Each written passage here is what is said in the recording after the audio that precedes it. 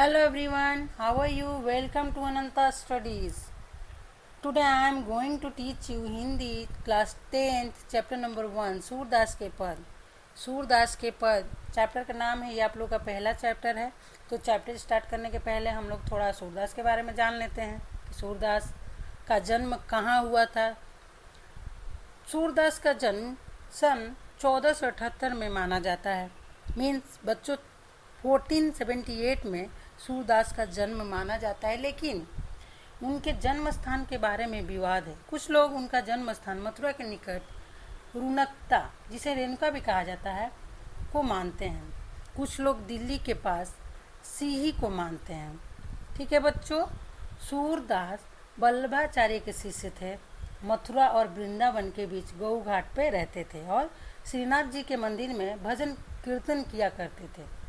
सन 1583 में पारसोली में उनका निधन हुआ। मीन्स 1583 में उनका निधन हुआ। कहाँ? पारसोली में। और वो किनके शिष्य थे? वल्लभाचार्य के। ठीक है, उनके 3 ग्रंथ थे। कौन कौन? सूरसागर, साहित्य लहरी और सूरसरावली, जिसमें से सूरसागर बहुत लोकप्रिय हुआ, बहुत फेमस हुआ और उनकी कविताएं ब्रज भाषा में मिलती हैं। उन्हें लोकगीतों की परंपरा की श्रेष्ठ कड़ी माना जाता है।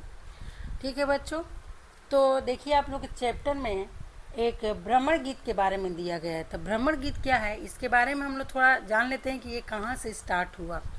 ठीक है, तो श्री कृष्ण मथुरा चले जाते हैं और वहाँ से नहीं लौटते हैं। इधर गोपियाँ इंतजार कर रही थी। श्री कृष्ण खुद न आकर उनके लिए एक संदेश उद्धव नामक व्यक्ति के हाथों भिजवाते हैं। वो अब नहीं आएंगे, ऐसा उन्होंने संदेश में लिखकर भेजा था और गोपियों से बोला था कि वो अब उनका इंतज़ार नहीं करें।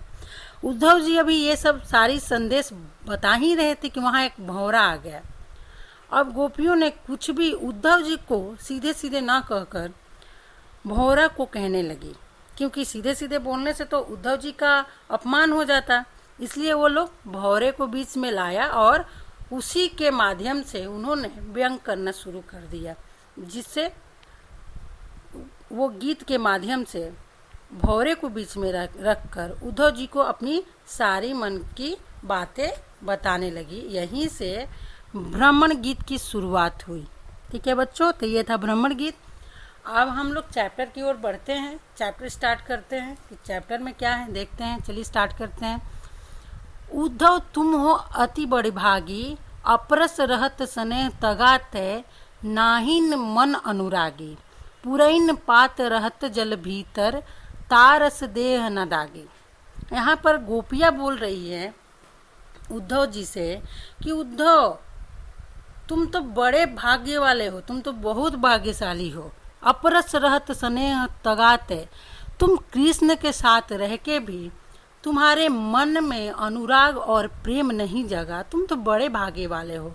पुरैन पात रहत जल भीतर, जैसे कमल का पत्ता पानी के अंदर रहते हुए भी वो पानी में नहीं डूबता और उस पर एक तारस देह न दागी, मीन्स उस पर एक दाग भी नहीं लगता और डूबता भी नहीं है, तुम उसी के तरह हो, तुम बड़े भाग्य वाले हो। तो देखिए बच्चों, इसको लिखेंगे कैसे? तो लिखने का एक पंक्ति में लयबद्ध तरीका से लिखा जाता है। चलिए स्टार्ट करते हैं। इन पंक्तियों में गोपियाँ उद्धव से व्यंग करती हैं और कहती हैं कि उद्धव तुम तो बड़े भाग्य वाले हो, जो कृष्ण के पास रहकर भी उसके प्रेम और स्नेह से वंचित हो। तुम कमल के उस पत्ते के समान हो जो जल में है परंतु जल में डूबने से बचा रहता है और उस पर एक दाग भी नहीं लगता, तुम उसी के समान हो। ठीक है, अब दूसरा पंक्ति देखते। ज्यों जल माह तेल की गागरी, बूंद न ताको लागी, प्रीति नदी में न बोरयो, दृष्टि न रूप परागी, सूरदास अबला हम भोरी, गुर चाटी जयो पागी। मीन्स देखिए यहाँ क्या बोल रही हैं कि जो जल माह तेल की गागरी, तुम उस तेल की गगरी के समान हो जो जिसको पानी में डुबाने के बाद भी उस पर पानी का एक बूंद नहीं टिक पाता है, तुम उसी के समान हो। प्रीति नदी में न बौरियो, नदी में डालने के बाद भी तुम उस गगरी के समान नहीं भींग पाए, कृष्ण रूपी प्रेम में तुम डूब नहीं पाए, दृष्टि न रूप परागी, इसलिए तुम कृष्ण के प्यार के रंग में नहीं रंग पाए। हम तो सूरदास अबला हम बोरी गूर चाट ज्यों पागी, मीन्स हम तो भोली वाली गोपियां हैं, इसलिए हम उनके प्रति ठीक उसी तरह आकर्षित हैं जैसे गूर के लिए चींटियां आकर्षित होती है। तो बच्चों इसको लिखेंगे कैसे?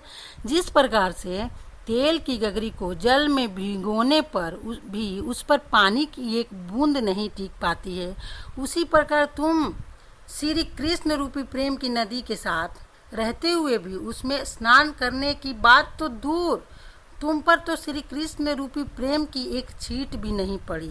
ठीक है बच्चों, तुमने कभी प्रीति रूपी नदी में पैर नहीं डुबाए, तुम बहुत विद्वान हो इसलिए कृष्ण के प्रेम में नहीं रंग पाए, परंतु हम भोली वाली गोपियां हैं इसलिए हम उनके प्रति ठीक उस तरह आकर्षित हैं जैसे चींटियां गुड़ के प्रति आकर्षित होती है। हम भी उनके प्रेम में लीन हैं, लेकिन तुम उनके प्रेम में लीन नहीं हो पाए, तुम तो विद्वान हो, तुम तो भाग्यशाली हो, ऐसा बोल रही हैं गोपियाँ। अब देखिए नेक्स्ट पंक्ति में, मन की मन ही मांझ रही कहिए जाई कौन पे उधो, नाही परत कहीं अवधि असार आस की तन मन बिथा सही। तो देखिए बच्चों यहाँ पर दिया हुआ है मन की मन ही मांझ रही, मीन्स वो मन की बातें उनकी मन में ही रह गई। कृष्ण आते तो बहुत कुछ कहने वाली थी, लेकिन अब तो मन की बात मन में ही रह गई। कहिए जाई कौन पे उधो, अब किसको कहे उधो, ना ही परत कही, वो उद्धव को अपना संदेश देने के पात्र नहीं समझती। अवधि असार आस की तनमन बिथा सही, मीन्स अवधि उनके आने के इंतजार में उसको आस बनाकर तन मन से बिथा मीन्स दर्द सह रही थी कि कृष्ण आएंगे, लेकिन कृष्ण ने तो संदेश भिजवा दिया, इसलिए वो लोग खुश नहीं थी कि इतना दिन से हम लोग इंतजार में व्यथा सहे, लेकिन कृष्ण ने तो छल किया, वे तो आए ही नहीं। तो देखिए बच्चों इसको लिखेंगे कैसे? इन पंक्तियों में गोपियाँ उद्धव से कहती हैं कि उनकी मन की बातें मन में रह गई, वे कृष्ण से बहुत कुछ कहना चाहती थी परंतु अब वे नहीं कह पाएंगी। वे उद्धव को अपने संदेश देने के पात्र नहीं समझती और कहती हैं कि उन्हें अपनी बातें केवल श्री कृष्ण से कहनी है, किसी और को कहकर संदेश नहीं भेज सकती। वे कहती हैं कि इतने समय से कृष्ण के लौट कर आने की आशा को हम आधार मानकर तन मन हर प्रकार से विरह की ये व्यथा सह रही थी, ये सोचकर कि वे आएंगे, वे तो आए ही नहीं और उन्होंने हम लोगों के साथ छल किया है, ऐसा वे लोग बोल रही हैं।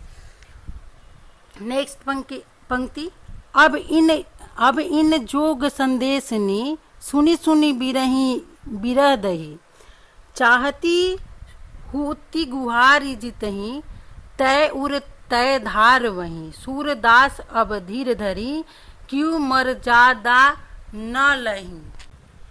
देखिए बच्चों इन पंक्तियों में गोपियाँ कहती हैं कि अब इन जोग संदेश इन ज्ञान योग संदेश भेजकर सुनी सुनी बिरह दही, मीन्स इस ज्ञान योग संदेश को भेजकर हमें और भी दुखी कर दिया है श्री कृष्ण ने, हम विरह की आग में और भी जलने लगी हैं।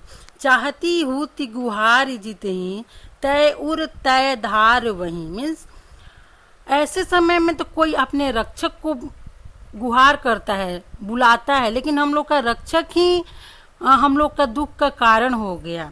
सूरदास अब धीर धरी क्यों मर्यादा न लही, मीन्स अब हम धीर कैसे धरे, क्यों धरे जब हमारी आशा का एकमात्र तिनका ही डूब गया। प्रेम की मर्यादा है कि प्रेम के बदले प्रेम मिले। तो देखिए बच्चों इसको लिखेंगे कैसे? बोल रहे हैं कि श्री कृष्ण ने हमारे लिए ज्ञान योग का संदेश भेजकर हमें और भी दुखी कर दिया है। हम विरह की आग में और भी जलने लगे हैं। ऐसे समय में कोई अपने रक्षक को पुकारता है, परंतु हमारे जो रक्षक हैं वही हमारे दुख का कारण है। हे उद्धव, अब हम धीरज क्यों धरे, कैसे धरे, जब हमारी आशा का एकमात्र तिनका ही डूब गया। प्रेम की मर्यादा है कि प्रेम के बदले प्रेम दिया जाए, पर कृष्ण ने हमारे साथ छल किया है, उन्होंने मर्यादा का अनादर किया है। तो इस प्रकार गोपियों ने भौरे को माध्यम बनाकर उद्धव को अपना संदेश दे रही थी कृष्ण के पास ले जाने के लिए। तो बच्चों, वीडियो बहुत लंबा हो जाएगा, इसलिए हम लोग यहीं तक आज करेंगे। इसके पार्ट 2 में आगे का मैं बताऊंगी। तब तक बाय बाय।